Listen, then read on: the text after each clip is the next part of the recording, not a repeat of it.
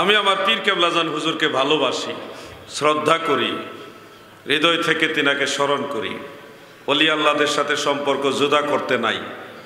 যাকে আল্লাহ ভালোবাসে তাকে আপনি ভালোবাসেন, আল্লাহ আপনাকেও ভালোবাসবে। পীর কেবলাজান হুজুর বলতে আটরশি দরবারে হযরত পীর সাহেব কেবলা খাজা বাবা ফরিদপুরের কথা বলতেছি।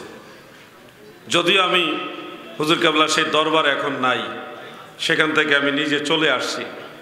আলহাজ মাওলানা তাজুল ইসলাম চাঁদপুরি সাহেবও সেখান থেকে বের হয়ে চলে আসছে। কিন্তু পীর মুরিদির সম্পর্ক, দরবারে যিনি পীর সাহেব হুজুর, ওনার সাথে আমাদের রুহানি সম্পর্ক, রুহানি তাওয়াল্লুক আছে। পীর মুরিদির সম্পর্কে কোনো সমস্যা না। সেখানে পীর কেবলাজান হুজুরের পর্দা নেওয়ার পরে বিভিন্ন ধরনের কুফরি আকিদা, বাতিল আকিদা, শিয়া আকিদা ঢুকে গেছে। তা আমাদের একটা জিম্মেদারি আছে, আমাদের জাতির সামনে একটা দায় দায়িত্ব আছে। আমরা যদি কুফরি আকিদা, শেরকি আকিদা, শিয়া আকিদা থাকা সত্ত্বেও সেখানে আমরা সমর্থন দেই, তাহলে মানুষের কাছেও আমরা ধরা, আল্লাহর কাছেও ধরা। এই জন্যে সেই মতবাদ থেকে আমরা দূরে সরে আসছি। কিন্তু হুজুর কেবলাজান থেকে আমরা দূরে আসি নাই। হুজুর আমাদের ঠিক আছে। কি সেই কথা যেগুলির কারণে দরবার ছেড়ে দিলাম, দুই একটা কথা আপনাদের স্মরণ করাই দেই, অন্যথায় আবার অনেকে আমাদের ভুল বুঝবেন।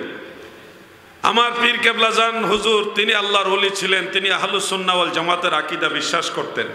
কিন্তু হুজুরের পর্দা নেওয়ার পরে সেখানে কিছু বই পুস্তক লেখা হয়েছে, যেখানে লেখা আছে আল্লাহর রসুল সাল্লাল্লাহু আলাইহি ওয়াসাল্লাম নিরক্ষর, তিনি লেখাপড়া জানতেন না। আমার নবীজি নিরক্ষর, এই কথাটা শোনার পরেই তো কলিজার মধ্যে আগুন লেগে যায়। আল্লাহর হাবিব রাহমাতুল লিল আলামিন, যাকে আল্লাহ তাআলা আউয়াল আখির সমস্ত জ্ঞান দান করেছেন, লেখার জ্ঞান, জ্ঞান পড়ার জ্ঞান, সব ধরনের জ্ঞান আল্লাহ আমার নবীকে দান করেছে। কথা ঠিক কিনা বলে? সেই নবীকে লেখা হয়েছে নিরক্ষর, লেখাপড়া জানে না। সহ্য করা যায় এগুলো? অনেক চেষ্টা করেছে এগুলি সংশোধন করানোর জন্যে, বারবার মিটিং করেছি, মিটিংয়ের পর মিটিং করেছি, করে না। হযরত আমিরে মুআবিয়া রাদিয়াল্লাহু আনহুকে গালাগালি পর্যন্ত করে বই লেখা হয়েছে।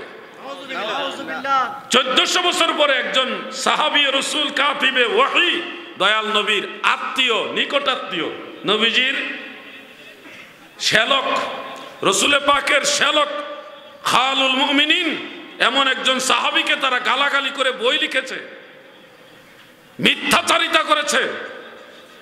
এগুলি প্রতিবাদ করেছি, সংশোধন করানোর চেষ্টা করেছি, কিন্তু পারিনি। দয়াল নবীজির সাহাবীদেরকেও ভালোবাসতে হবে, দয়াল নবীর আহলে বায়তে রাসূলকেও তাজিম করতে হবে। ঠিক কিনা বলেন?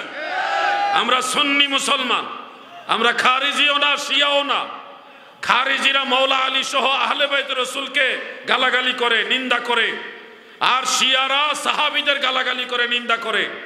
আমরা আহলে বায়তে রাসূলকেও সম্মান করব, রসুলের সাহাবীদেরকেও সম্মান করব। আমরা সুন্নি মুসলমান, আমরা খারিজি নই, আমরা শিয়াও নয়, আমরা সুন্নি। ঠিক কিনা বলেন?